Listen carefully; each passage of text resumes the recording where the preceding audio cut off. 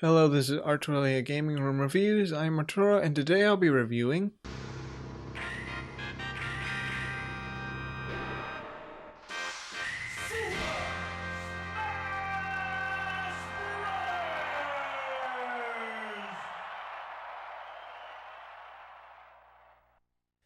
This is the first Smash game that started it all, and it was my first Smash game and a childhood memory. Now, as I'm older, what would I think of the original Smash today? I mean, obviously you have to give credit to this game for starting it to begin with.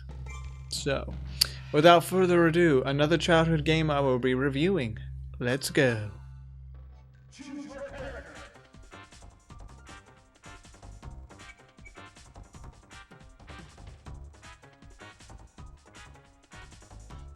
There really isn't any story except maybe player 1 mode, where you just pick a character and you just go through the Nintendo worlds. And to tell you the truth, when I was a kid playing it, I really liked it. And when I saw Pikachu in there, I was like, wow, Pikachu's with Mario? What's going on? Because at the time, Pokemon was airing on Cartoon Network, and I was watching that show at the time. So I always thought that was pretty cool, Pikachu ending up in Mario's world. It's like, wow. And the gameplay is fun. Now you have to remember it is old, and it was the first Smash game, but in a sense it was kind of like a test to see how well it would do, and it did brilliantly. And then we got Melee, but yeah, the gameplay is fun. I mean, you get to fight with all your favorite Nintendo characters. I mean, isn't that cool? I mean, it's just fun as long as you have friends. Now, but not to mention the player 1 mode is also fun too. I mean, nothing changes except for maybe allies you get in the game. I like how they just going from this Nintendo world to the next Nintendo world. And you can get items in this game to use against your foes, and basically the whole point is to knock the other player off the stage. And this was actually the first time a fighting game even allowed you to do that. And this is also kind of, I think, the first time they use a percentage. I'm not sure, correct me if I'm wrong. But if it goes up, you have a higher chance of flying off. The camera, there really is no issue. It just focuses on what you're doing on the stage. It just looks at the stage, so nothing really wrong. The controls are fine, but like I mentioned in Sarge's Heroes, I have a broken analog stick that's loose, and it's kind of hard to, do sort of different moves in this game or any other game, for example. And since my remotes have loose analog sticks, it's kind of hard to pull off moves in this game, but I don't really know if I should really consider that, just because my remote, it's not the best. But with other remotes that at least I've played that my cousin has, it moves smoothly. And I bet you could do a lot of cool moves with a nice analog stick. And the menu offers you, well, your typical stuff. Player 1 mode, versus mode, options, data, and also data that shows the characters, even their backstories, and when they came out in certain consoles. The downside with this game, there isn't a lot of maps.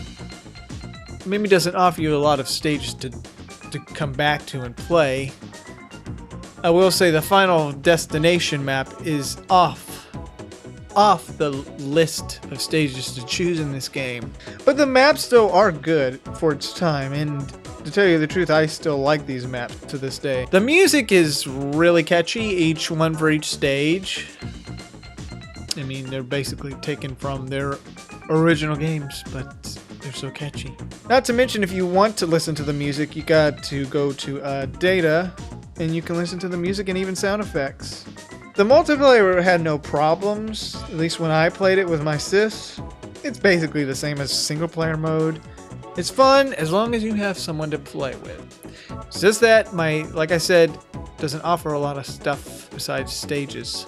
This will be one out of a few times I would mention the time it takes for you to play this game. Well, if you play player 1 mode, it doesn't really take that long to beat. You can run through it today, unless you want to do it again with another character, then who knows if you want to do it with all the characters. For me, playing the Player 1 mode was a childhood memory. I really loved it. The replay value does offer you, like I mentioned, several things. In multiplayer, you could go back and play with a friend or so and pick another character to play on Player 1 mode. And you can also unlock characters, but when I got it again, I didn't really have to unlock anybody. It was just, they were there.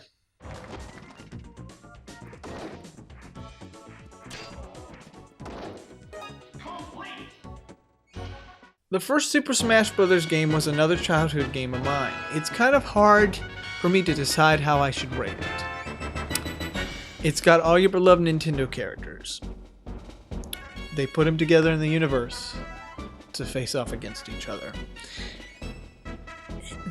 Even though there is maybe one downside, is that there's not a lot of stages, and it's basically a game you could just come back to again, like Mario Kart. I mean, basically every Smash game you could just come back to again if you feel like it. And since this was the first, and since it was a childhood memory, and since it has all these characters that we know and love, I believe it deserves an 8 out of 10 just because. Other fighting games, like I mentioned, at least one, like Inuyasha Feudal Combat, did not offer much, and it tended to get boring, but Smash, even though it doesn't offer a lot of stages, you have to admit, all these characters you like. And it offers you at least several different things. Maybe not as much as future Smash games, but hey, it's the one that started it all. And it's a childhood memory that I'll always remember. Thank you, Super Smash Bros. Obviously, I will recommend all the other Smash games that came after this. And they're all great and awesome in their own ways. A lot of people still like Melee, though. I mean, I always like the new one afterwards, but you know, they're all something you should collect just because. It's a great series. Not a lot of people like it as much as like Mortal Kombat or blah blah blah. For me, you know, it just depends on the fighting game, but since this has a lot of characters that I like, then obviously I would like Smash. Well, this is Arturelia Video Game Room Reviews signing off.